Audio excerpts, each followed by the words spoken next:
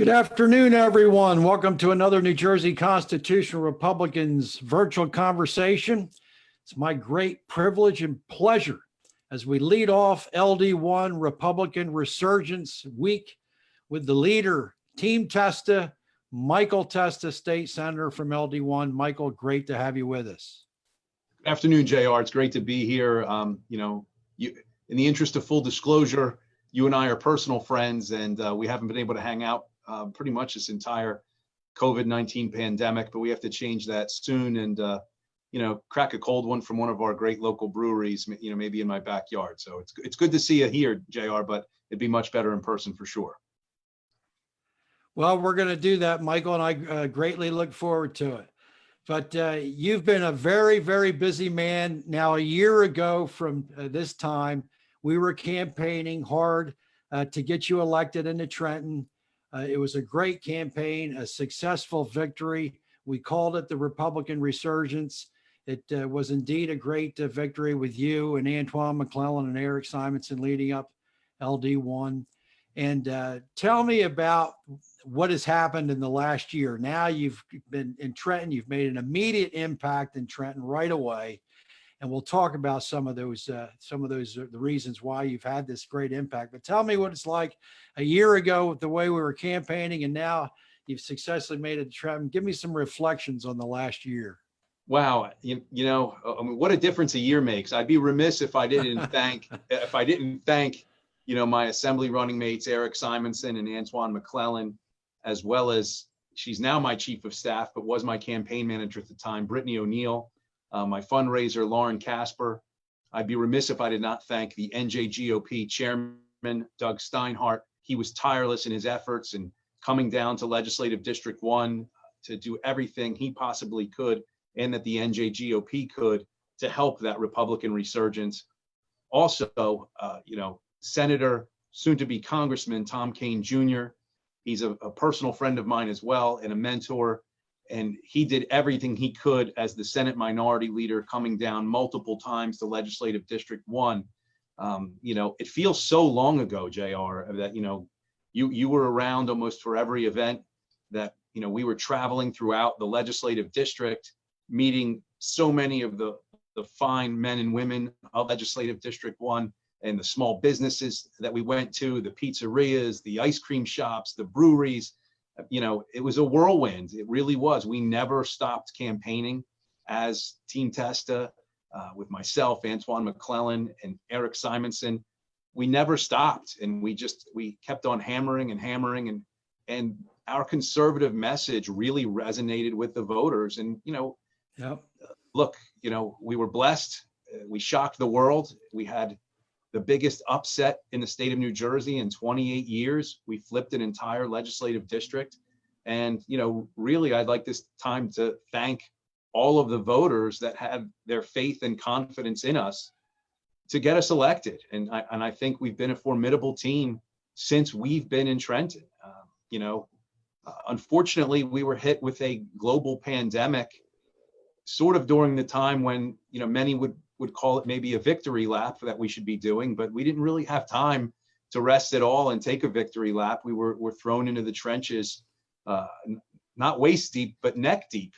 Who could have expected this to come? But, we've been very critical of Governor Murphy and his regime concerning the handling of COVID-19 and the extreme restrictions that have been placed on us.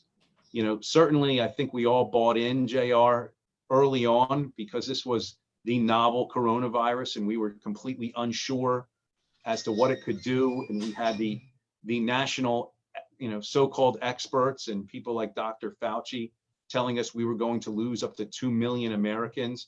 So we did everything we could and we hunkered down and we believed in that. And I would say that was probably for the first 30 to 45 days to flatten the curve. We were Jersey strong in Legislative District 1. We never accounted for more than 2% of all COVID-19 positive cases in the state of New Jersey. We did, in fact, flatten the curve. And then the governor has continued to move the goalposts on us so many times that we're no longer playing the same sport. So, look, you and I have had many conversations offline, JR, about my love and adherence to the constitutional principles of both the United States Constitution and the New Jersey Constitution, and that Yes. there has to be a balancing between the interest in flattening the curve and individuals' constitutional rights being preserved. And unfortunately, I think that individuals' constitutional rights have not been preserved and have been trampled upon. And certainly with regards to the small businesses and the governor and his administration picking essential versus non-essential this entire COVID-19 crisis. Absolutely. I want to get into that a little bit more, Michael, but it certainly is remarkable how you were thrown right into the frying pan with this extraordinary 2020 with the pandemic, just getting your feet settled there in Trenton. But what have you learned since you've been in Trenton that you never expected? That when you're out in the campaign trail last year, you would have never expected to learn some of the things that you've had to deal with in Trenton. Is there anything that stands out in your thinking in that way? There's probably a lot of things. Well, overall, that it's maybe even worse than I thought, because our legislative district tends to be a more conservative district in adhering to the rule of law, in adhering to the constitutional principles set forth in the United States and New Jersey Constitution.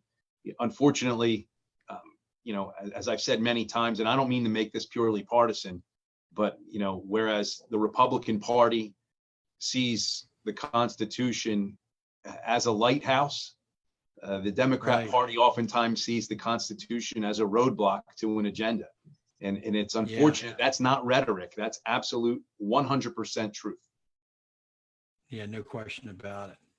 Now, early on, Michael, before the pandemic hit, you were very involved with the vaccination fight, the Senate bills 1734 and 1791, and really, you got nationwide exposure through this fight, and how you were defending the rights of parents. And talk a little bit about how that all came about and what we can expect of that, because that's been put to the side, put to the back burner, has it not?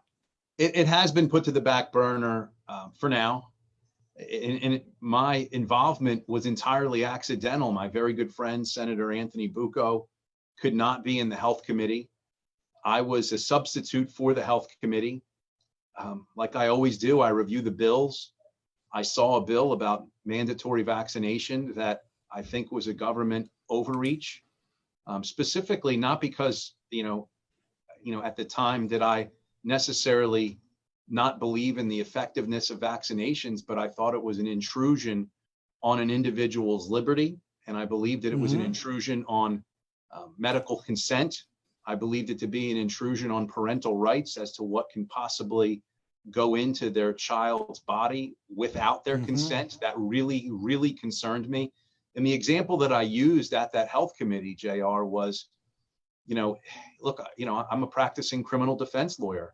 If someone is suspected of driving while intoxicated or under the influence of a narcotic drug, and they get into a fatal accident, killing someone else, the state has to get a judicial warrant signed in order to pierce someone's skin and withdraw blood to determine whether that individual was in fact intoxicated or under the influence of a narcotic.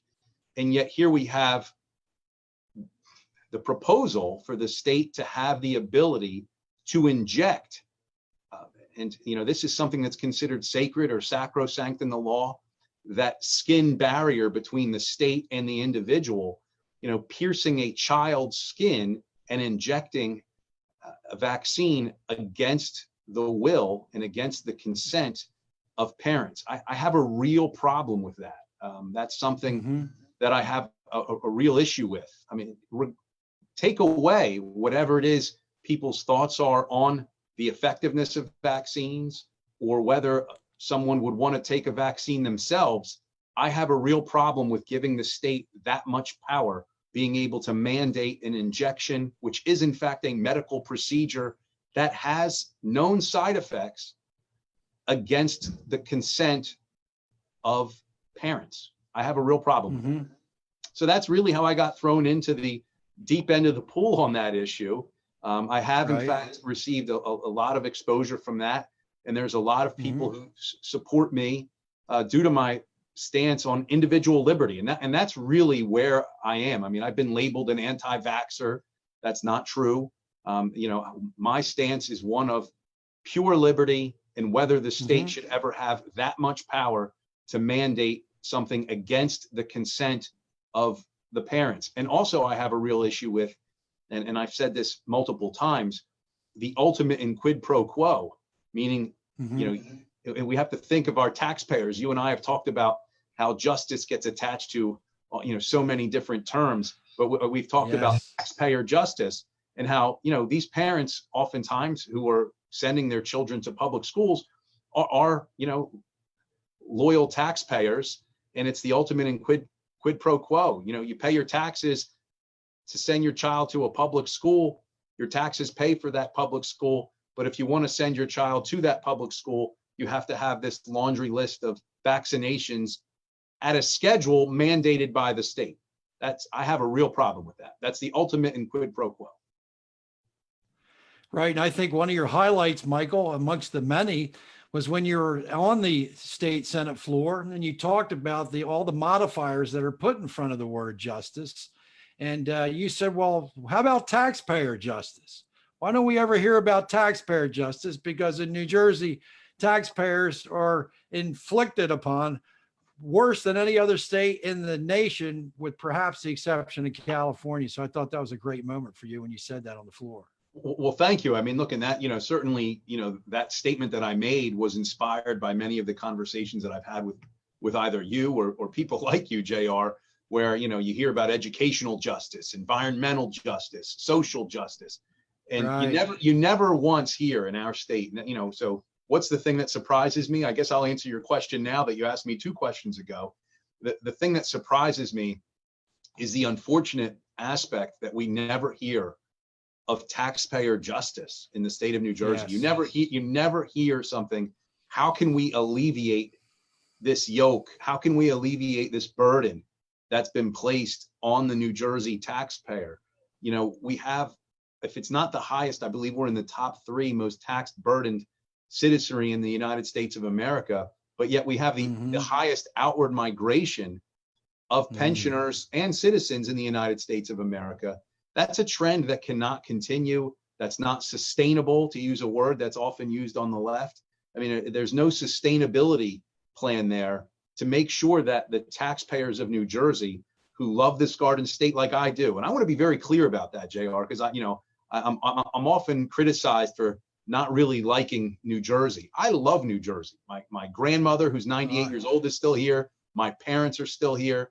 My 3 children get to see their grandparents weekly. You know, my parents live about, I think, 12 minutes door to door away from my house, and my mother-in-law lives about, I'd say, 10 minutes away door to door. So my children are blessed. They get to see, you know, one grandmother, and then, you know, the other set of grandparents, my parents, as often as they'd like.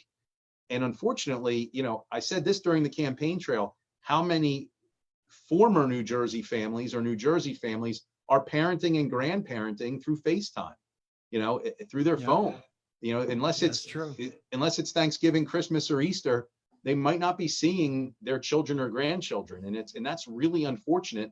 And that's due to the heavy taxation environment that we have in the state of New Jersey. It's just not feasible or affordable to live, especially for our retirees. Well, Michael, it's no surprise that I am very defensive of you, as you know. And anybody who would say that you don't like New Jersey doesn't know Michael Testa. You love Vineland. You love the local businesses in Vineland. You love the people in Vineland. We love the pizzas. We love the beer, the glass town. We love everything to do with the local Cumberland County, which of course you're the Republican chairman of the county, as well as our state senator. So anyone who would say that they dispute whether you like New Jersey or your area, Cumberland County, they just don't know you, because we know that you're out and about. You've made meetings accessible every couple of weekends for the breakfast, for the GOP breakfast. So you've always been very social, if you will, and everyone knows your love for the area. in New Jersey. But I want to talk, Michael. Just quickly, No, go ahead. JR, look how lucky we are during this time of year. All of the farm stands that we have here, here Corn. in our legislative district. I mean, the tomatoes, the peppers, the corn, we have that every single night at my house during this season. Yeah. Make no mistake, there's no better season than right now to enjoy Garden State Jersey fresh produce. So it's just awesome right now. So it is. I'm sure I'll be eating some corn and tomatoes this evening. I'll be there with you as well, Michael. We do love the Garden State for why it's called the Garden State.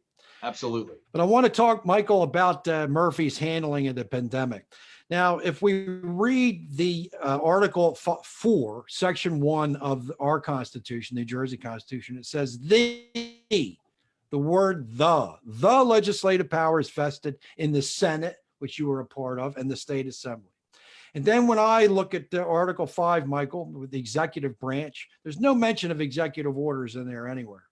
And of course, the Democrats have used the 1942 Disaster Recovery Act and the 2004 Emergency Powers Act to give Murphy this so-called pseudo authorization to make these directives.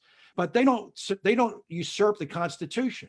They don't usurp the idea that the legislative branch makes the law. The executive is to execute the law, and these executive orders are essentially they have the force of law, do they not? These edicts, unfortunately, do carry the force of law. The one thing where I will say, what's been very interesting is, Judge Napolitano, who appears on Fox News, has been critical of Governor Murphy on multiple fronts. One of them being, that some of the executive orders carry with it a criminal penalty. With all due respect, I don't believe that the governor has that much power. That power is vested in the legislature to come up with criminal penalties. And that's one of the issues that I've had this entire time, is that, Governor Murphy and his administration don't necessarily recognize that there are three branches of government. And the fact that, that there's this legislature with 80 individuals in the assembly and 40 in the Senate that should be working hand in hand with our executive in handling this pandemic. And, one of the most troubling aspects of this entire time we've been dealing with COVID is that Governor Murphy has told us time and again that the data will drive the dates. The unfortunate thing is he hasn't shared his data with anyone. And that certainly is making me feel like the data doesn't exist at this point. Look, I want to be brief on something, JR, and it's another senator that I know you hold in very high regard, Senator Michael Dougherty. He and I introduced legislation in the Senate to limit the powers of these executive orders, and Assemblyman Bergen introduced the Assembly version of the bill in the Assembly. And I want to give credit to everybody that's been active on the front line, so to speak, of this type of legislation to limit the governor's executive powers. That this way, an executive order would be reviewed after 14 days by the legislature, and it could only be extended then by the legislature, or that executive order would then die or expire, might be a better word to use. So, it's unfortunate we keep having these executive orders renewed and there's no check and balance, as there's supposed to be in government. No matter which party is in the majority party, there's no check and balance from the legislature of these executive orders. Right. Michael, a couple of things. We're very interested in history. You and I talk about history. Executive orders came about. George Washington, our first president, incorporated them, and they were applicable to his immediate staff or his immediate administration. They did not have the force of law and weren't to be imposed upon the citizenry. And of course, the Constitution makes no mention in Article 2 of executive orders. But the other thing I'd like to say is, Michael, is that you and Senator Dougherty and other conservative representatives in the Assembly and the Senate are doing exactly what you have to do to put up a protest to Murphy's unconstitutional recollection or acknowledgement of the Constitution, whether it's above his pay grade or not. He swore an oath to defend the Constitution. I want to commend you and Senator Dougherty and all the Republicans who are in positions of representation, who are indeed pushing back and defending the Constitution. And for all those out there who listen and who talk about rhinos and talk about the Republicans don't do enough and they don't do anything, I can assure you that you, Michael, and Senator Doherty and other Republicans in the State House are doing all that you possibly can, and you're fighting a good fight. So my recommendation, my congratulations, and keep up the good work in that regard. Don't give up. Well, thank you, JR. And I won't give up. As I said to many people, I'm blessed to be their representative in Legislative District 1. When I took that oath to uphold the United States and the state constitution, I took that oath, and I take that oath extremely seriously. And I'm not going to be shy. I don't believe that the Constitution is some living, breathing document. It's not. Right. I take a Justice Scalia stance concerning the Constitution. You and I have had that conversation multiple times.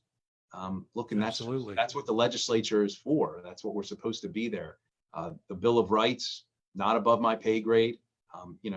Look, you and I, when we first met, I mean, we could tell the listeners, when we first met, we talked about the Constitution. We talked about conservative principles. And, I gave you a bit of an entree into, my law school history with, I've been very, very blessed and very lucky.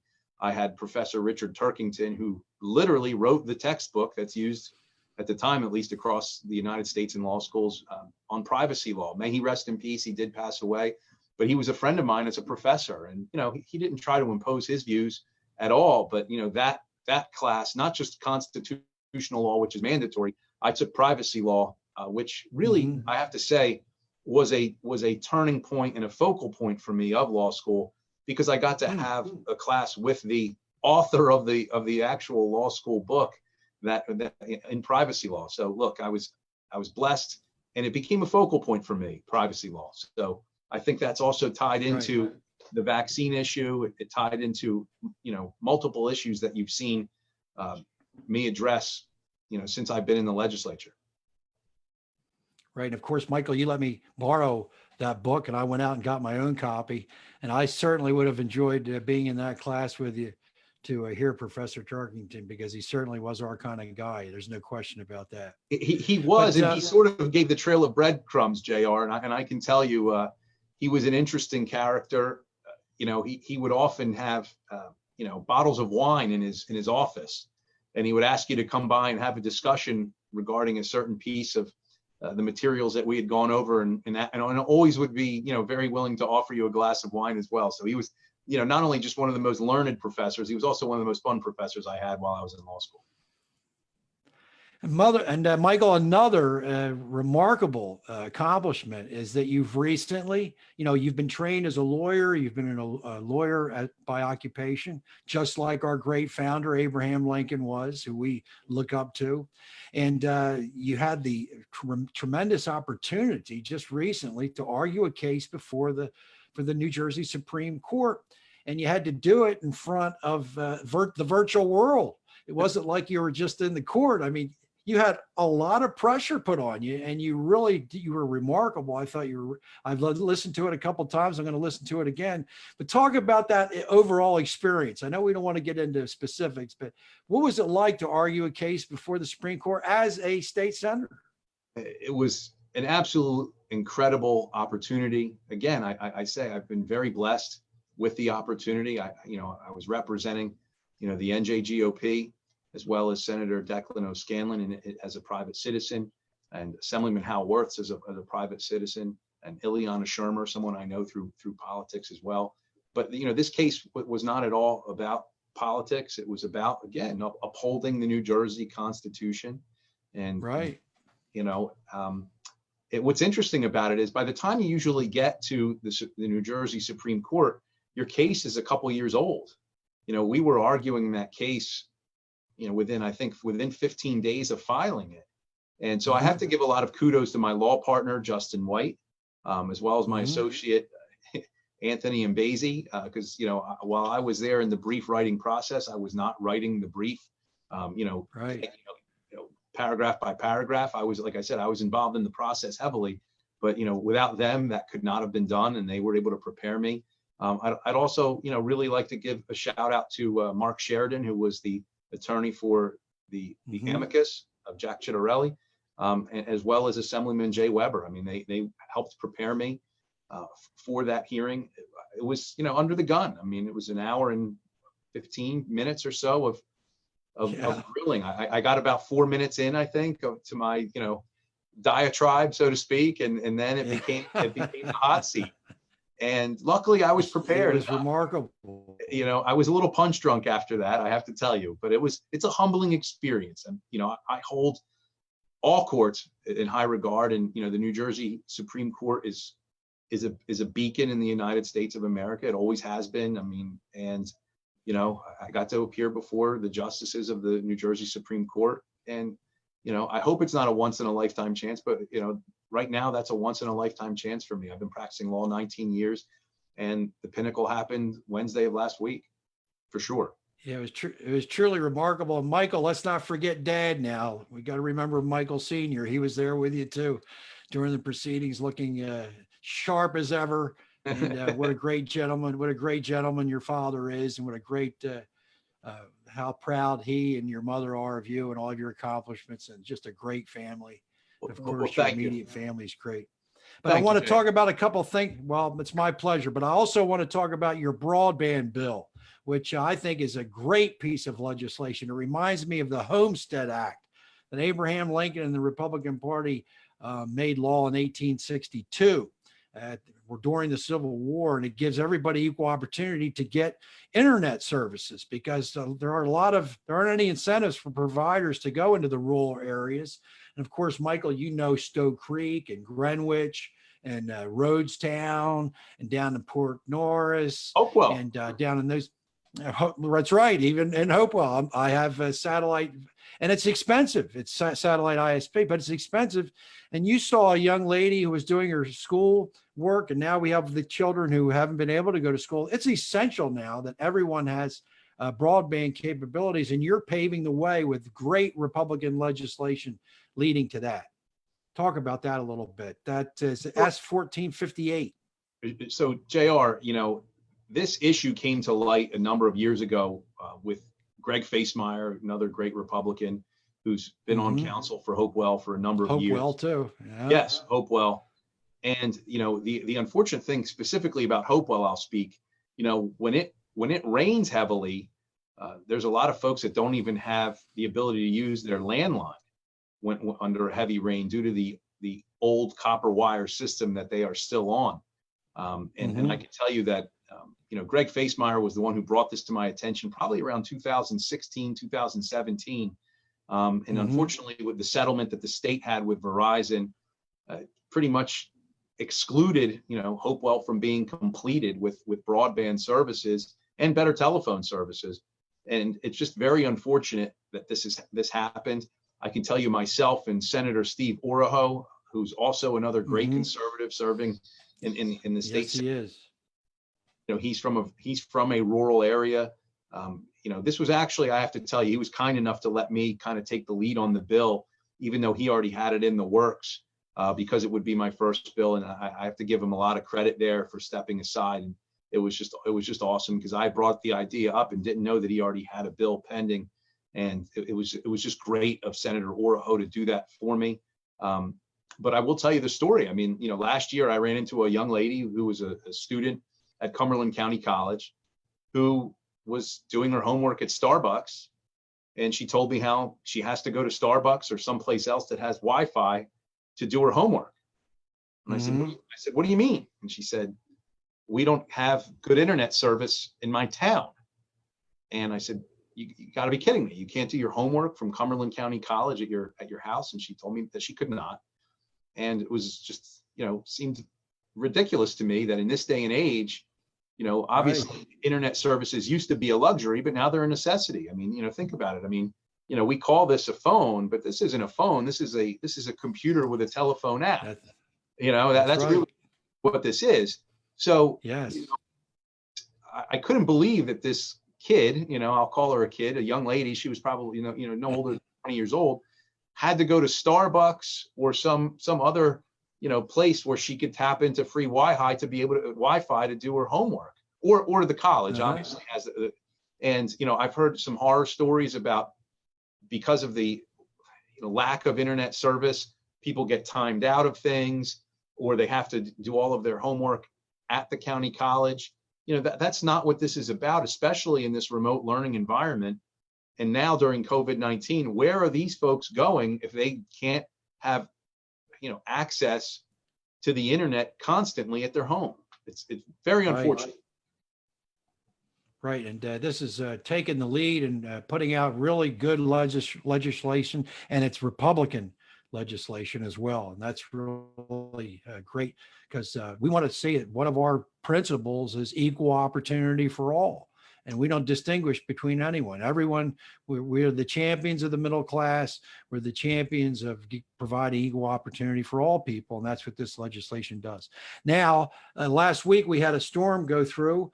We had extended outages. Now you're looking into to perhaps helping in that regard, helping the utility companies with preventing these long outages as a result of these storms. Talk to us a little bit about that proposal. Well, a lot of what happens during these storms, and it ties directly into the broadband. So I'm glad, you use that as a segue. With regards to Hopewell Township, I know a lot of the times when there is a storm, even if the lines don't go down, just because of the moisture, the seniors can't even use their landline telephones. So that's extremely dangerous. And then when power outages are down, I mean, I can tell you in our district, there were 2 long-term care facilities that were without power for a significant period of time. We need to make sure that these companies and the linemen have access to those lines, that it's not going to take days and days to cut back vegetation to be able to access those lines. So, that's really where I'm coming from on this. I mean, there's a lot of, look, my parents would have been without power for a few days if they didn't have the generator system installed that they installed, and thank God that they did that. But not everybody has the means to be able to do that for their home, nor should they have to. They're already paying for access to electricity, and yet there were people in our district that didn't have power for 4 to 5 days after this storm. That's just unacceptable at this point in time. With the technology that we have, that should be abated very quickly. That's right. Now we've talked shop, Michael, let's have some fun. Let's talk about some of the things that we like to talk about as friends and brothers. We consider ourselves brothers, and we got to know each other great.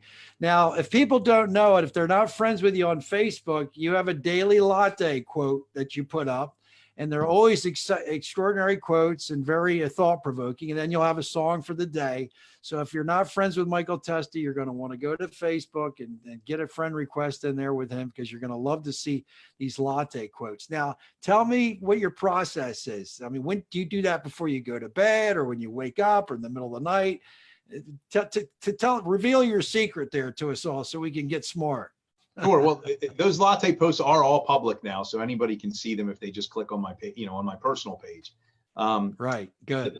As you know, JR, from the text that we share and the articles that we share with each other, I don't sleep much. So, a lot of times in the middle of the night, 3, 4 in the morning, I find a quote that I like, either from one of my favorite authors, and it could be anything.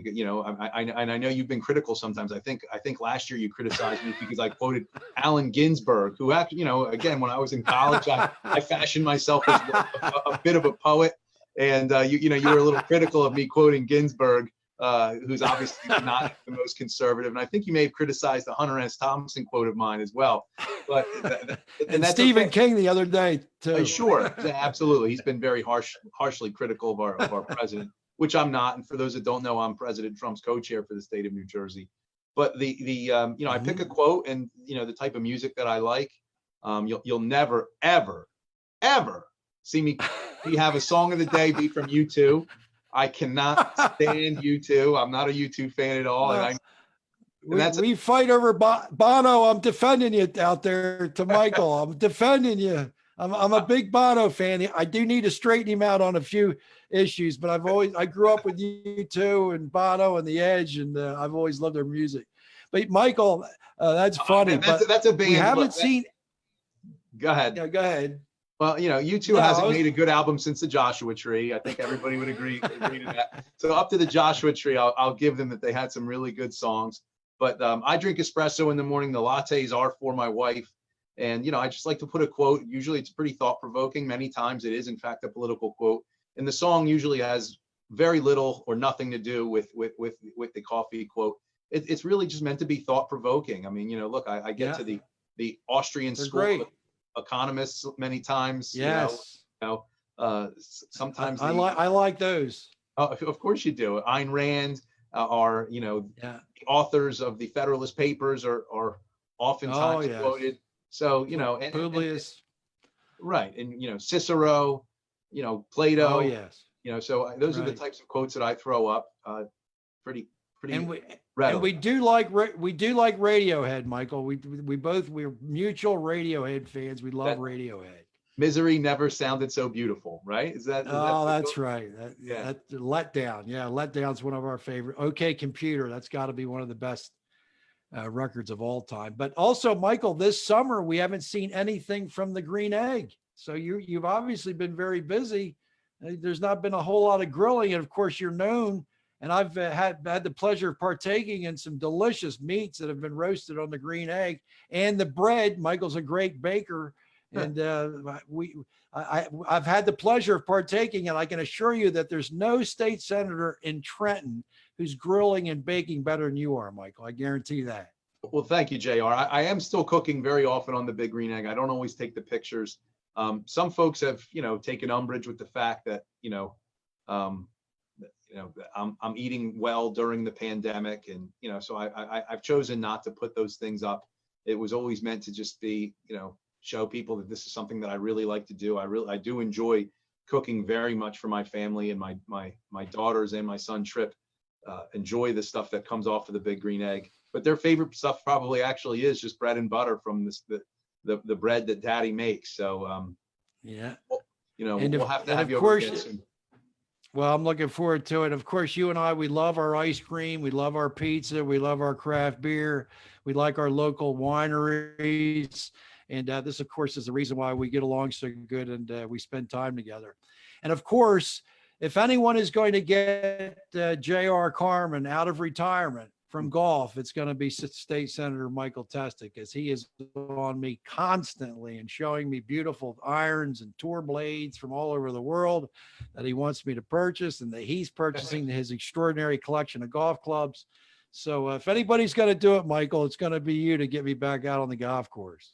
Well, we got, you know, look, we got to get you back out there. Your Uncle Franklin, who is in his 80s, is coming out of retirement as far as going to play soon. I would suggest that's probably, you know, a pretty darn good threesome anyway. Me, you, and him, and we'll get my dad to round out the foursome for sure. And I think we would have a great time. Unfortunately, I think I've only played maybe 3 rounds this year so far. I know. Look, you're busy.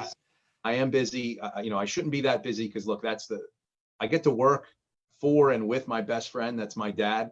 But the best time that we have together is obviously on the golf course. There's no better feeling than being out there with your dad. And look, my dad's 70 years old, and I want to enjoy every possible minute I can of recreation time with him. He's been my best friend my entire life. You know, we were tennis players together. You know, I got to launch somewhat of a decent career. I played for Villanova, and you know, we used to weight train together, and now we play golf together. So I hope that I'm able to get some more rounds in with him, you know, before the bad weather hits, you know, and hopefully be able to slow down a little bit. But, you know, look, since I've been elected, I haven't really slowed down much at all. You know, I was sworn in December, and we've been rocking and rolling since. So. Yes, you have.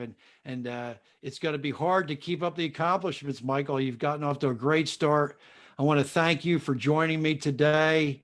And we want to have you back on soon. Later on in the week, we'll have Eric Simonson and Antoine McClellan, your partners there, who are representing the LD1 in the assembly. But I really appreciate you taking the time, and keep up the great work, Michael. You're doing an outstanding job, and Republicans can be proud. And really, you've spearheaded this Republican resurgence, which hopefully will manifest itself in November, and will also manifest itself next year, and continuing as Republicans continue to gain elected offices throughout the state, whether it's at the freeholder level, whether it's at the local level, whether it's through this at the state house or the governor's office. We need Republicans, as we've clearly seen the disaster that the Democrats posed as far as leadership's concerned for representing the people of New Jersey. But thank you very much, Michael, for joining me. Thank you, JR, for having me. And I have to give a shout out to our county candidates. Michael Donato for sheriff, Victoria Lowe's Yes. for freeholder, Darwin Cooper for freeholder, Tony Romero for Coop. freeholder. We have a phenomenal lineup of candidates this year for Cumberland County seats. I'm We do. confident in them. It's unfortunate that COVID-19 hit, but guess what? That's not going to stop this train from rolling. One of the accomplishments I would just like to touch upon, JR, very briefly. Certainly. Before COVID hit, the president of the United States held a rally in Wildwood, New Jersey.